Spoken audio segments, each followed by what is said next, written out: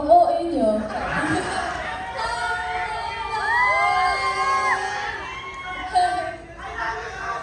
I love you more!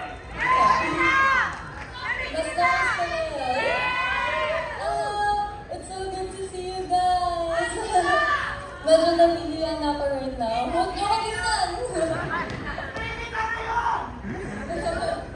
So right now, I won't be performing kasi I'm still recovering, but it's, alam niyo yan, kaya ko na maglakad and all. So I'm here to support my team, YGIG, and please supportahan niyo dun sila. Please sumigaw kayo or else.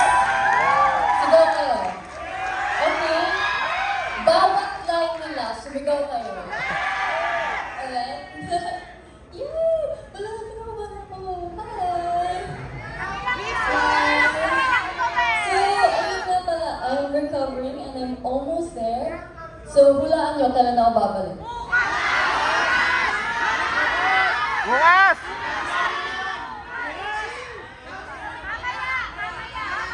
Ano?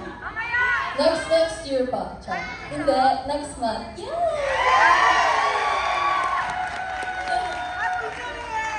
Happy New Year, yes. I love you, Lexi! I love you more. Sino nagsabi niyo? Ayun. Ready na ba kayo? Panoorin yung YGIG? Teka lang, practice muna ng cheer.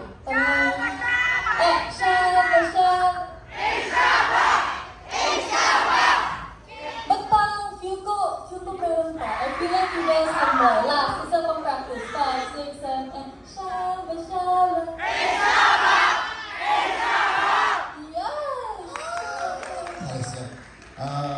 알렉시가 정말 슈퍼 탤런트하고 그다음에 정말 많은 재능이 있는데 빨리 잘 나와서 컴백하길 So 기도하겠습니다. as you all know, very talented talaga si Alexi and hopefully makarecover siya agad para makabalik na siya sa mga activities niya. 알렉시가 사실 이번에도 조인을 좀 해서 하고 싶었으나 회사에서는 좀 걱정이 돼서 완벽하게 리커버리를 하고 왔으면 좋겠다고 해서 내가 다음 달에 알렉시가 돌아오길 기다리고 있겠습니다. So actually, she also wanted to join the SB Town year-end concert pero syempre, medyo worried pa din yung company and we want her to fully recover. Kaya hopefully by next month, makapag-join na ulit siya sa YGIG. 다 같이 알렉시에게 박수 한번 주시고요. And a big round of applause for YGIG, Alex. 다 같이 ako I love you everybody. Alexi, we love you everybody. Alexi, we love